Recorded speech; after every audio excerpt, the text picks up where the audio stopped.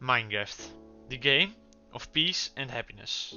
The game where everything is good and well and dark thoughts don't even exist.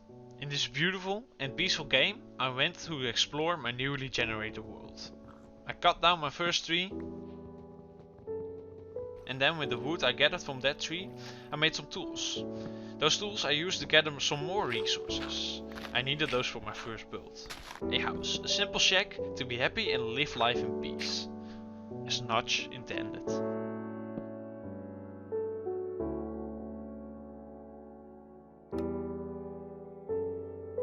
I love my shack. It's nice and cozy, and it has a good view on the outside world. My first day was going awesome so far, and I was planning to go on a nice night walk on the beach. But then the worst thing ever happened to me. I got attacked by a zombie. It was a hard and painful fight, but in the end, the zombie got the upper hand over me, and I had my first death. This was the worst experience ever, and I wish for this to never happen again. But I know I will have to work very hard for such thing.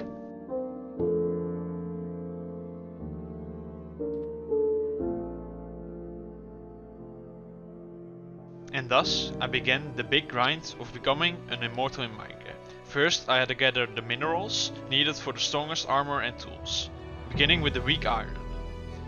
To eventually build myself up to decent diamond.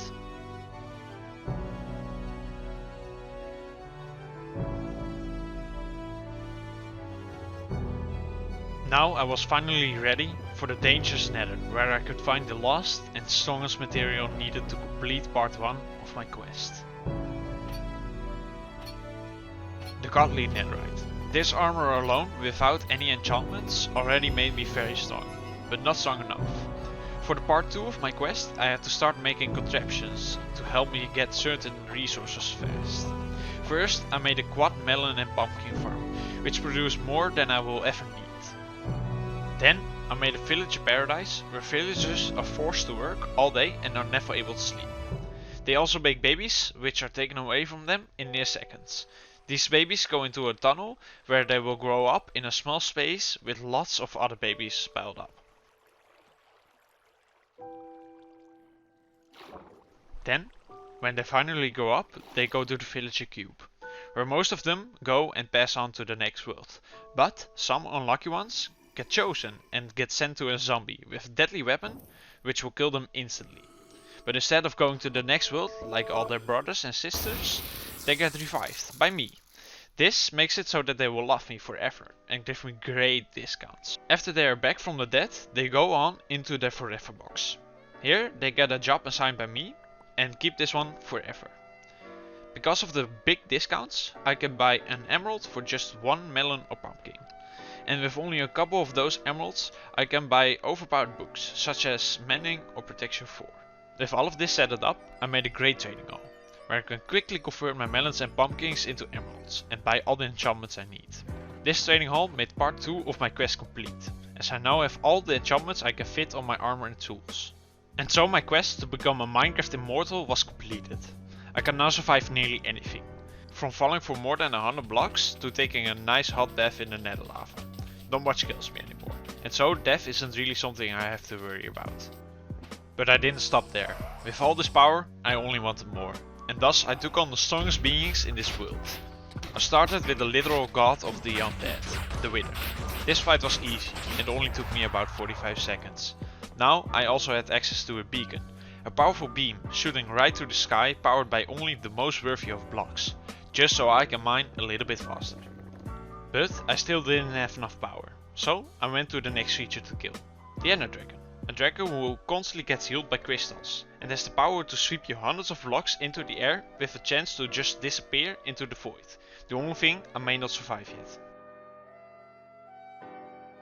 I had an epic battle with this beast, but in the end I still won with ease, after only 5 minutes of fighting. The dragon itself didn't give me much except for her egg and easy access to the rest of the end. Here I could find the so-called End Cities, which are protected by sugar creatures. They sometimes drop a shell, which is very useful, but the most important thing is the Elytra, a set of wings which you can sometimes find in the End City and will let you fly. After I obtained one of those, I returned to the normal world, now a flying immortal. But after becoming as powerful as I am, I still had an emptiness in my heart. The trauma of dying to the zombie wasn't gone, and even being a flying immortal didn't fix that. I needed something else, something different, to fill the empty hole in my heart. Revenge. The only way for me to get better again is to fix that hole with sweet and infinite revenge. So I made another contraption. One where zombies come to live, just to die slowly and painfully again. As soon as they awaken, they get drained into a little hole. There they get pushed either to the left or to the right. It doesn't matter which side though. Once they go into the direction, they get harmed with pure magma under their feet, which is fatal if they are there for too long. So, they get pushed along by water, into an area where they get shot by snowmen with snowballs. These are very painful, but never fatal. I like to compare them to stubbing your toe really hard against something, since we all know that pain. After that, they are very weak and on the edge of dying. So an iron golem gives them the last hit, which is overkill in most cases. And here's the best part. You see, the zombies that die are the lucky ones. They are only here for a brief moment, but I have also imprisoned 6 other zombies that are here to see their bodies die over and over again, and watch as the flesh of their species gets burned into hot lava. Just to show them that I'm doing this pure for the torture and not for any drops. I come here when I feel empty and sad, and get flashbacks to the horrible moment my life changed forever. And with this I am finally satisfied enough to live my life in peace again, as Notch intended.